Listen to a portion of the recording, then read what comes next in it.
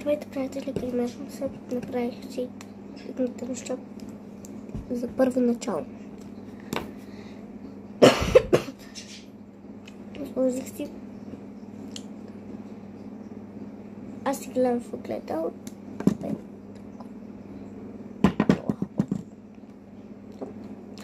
Трябва да си купя и още една, за да има на двете страни.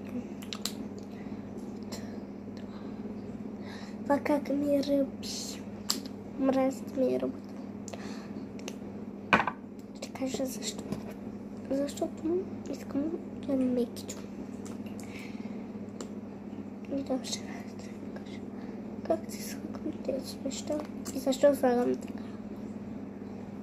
Слагам така. Защото искам да ми е по-хълбаво и да не ми се виждат сините кръгове. Днес трябва да си взема маски.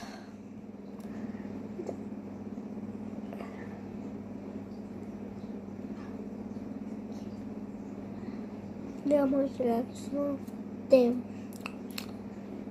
И път. Да. И сега трябва да взема това.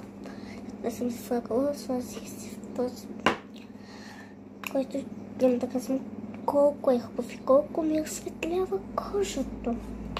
И да.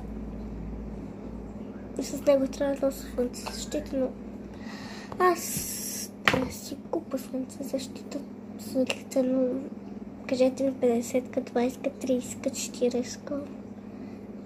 Но имате поне няколко часа. Поне имате половин час. Да, половин час, точно. Да, половин час сте. Винаги мразя така. Да не знам какво къде е, онова къде е. Добре, че слава много.